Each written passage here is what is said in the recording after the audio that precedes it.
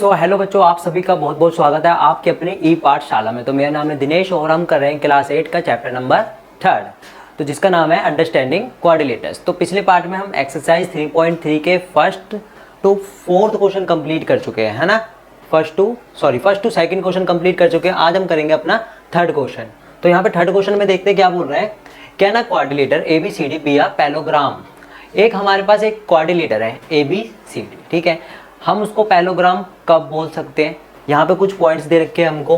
क्या हम अगर ऐसा कुछ हो जाएगा तो हम उसको पैलोग्राम बोल सकते हैं, या ऐसा कुछ हो जाए तो हम उसको पैलोग्राम बोल सकते हैं, या यहाँ पे, ठीक है। तो सबसे पहले हमको पैलोग्राम की प्रॉपर्टीज सारी पता होनी चाहिए, ठीक है। तो देखो चलते पेज पर, तो एक बार पैलोग्राम की प्रॉपर्टीज बता देते हो सारी।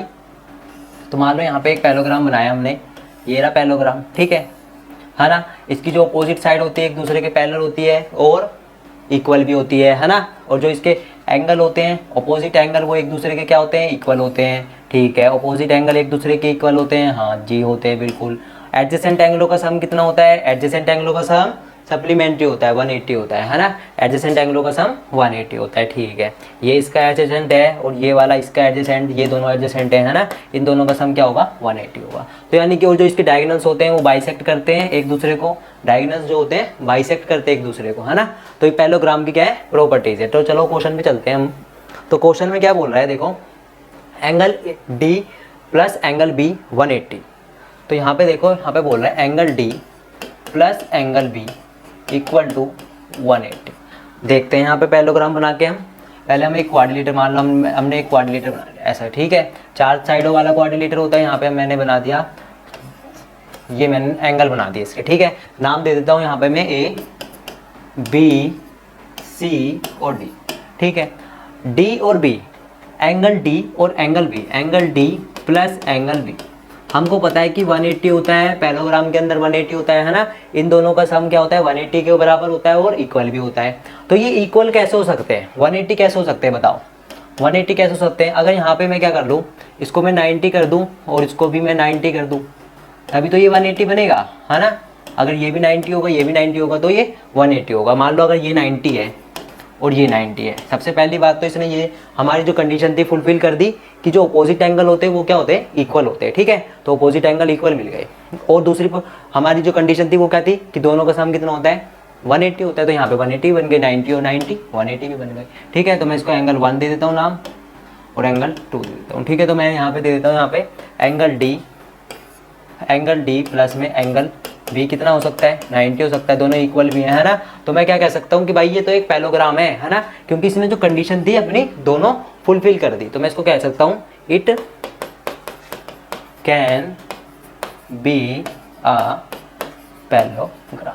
जो ये मेरा क्वाड्रिलेटर है इसको क्या कह सकता हूँ, मैं एक पैलोग्राम कह सकता हूँ, क्योंकि इसने जो हमारी दोनों कंडीशन थी वो फुलफिल कर दी है, ठीक है। दूसरे वाले पार्ट पे चलते हैं। दूसरा वाला पार्ट क्या बोल रहा है, AB बराबर DC 8 सेंटीमीटर है, ठीक है। AB बराबर DC, चलो यहाँ पे चलते हैं। AB बराबर DC, ये भी 8 दे रखा है, ये भी 8 दे रखा है, और ये दोनों एक दूसरे के बराबर हैं, ठीक है। उसके बाद क्या बोला है यहाँ पे क्वेश्चन में, AD और BC वो 4 दे रखा है, वो 4.4 दे रखा है। AD 4 सेंटीमीटर दे रखा है और BC कितना दे रखा है, 4.4 सेंटीमीटर। आप देखो पैलोग्राम के अंदर क्या होता है, अपोजिट जो साइड होती है वो इक्वल होती है ना, एक दूसरे के पैरेलल होती है। तो यहाँ पे देखो हमारी पहली कंडीशन तो फॉलो करती है भाई ये कि ये दोनों तो एक दूसरे के पैरेलल हैं और इक्वल भी हैं, है ना। क्या ये दोनों अपोजिट साइड है AD और BC क्या इक्वल हैं, AD और BC इक्वल नहीं है ना। तो यहाँ पे हम क्या कर सकते हैं, सेकेंड पार्ट में जो हमारा ये पैलोग्राम क्या बन रहा है, पैलोग्राम नहीं बोल सकते इसको हम, है ना, क्योंकि इसने हमारी सिर्फ एक ही कंडीशन को फॉलो करा है, दूसरी कंडीशन को फुलफिल नहीं करा। इन्होंने यहाँ पे बता दिया कि भाई जो AB है वो तो बराबर है किसके, BC के, ठीक है। लेकिन जो AD है वो नहीं है भी बराबर किसके, BC के। तो हम इसको पैलोग्राम नहीं बोल सकते। तो यहाँ पे लिख देते हैं हमारा इट कांट बी आ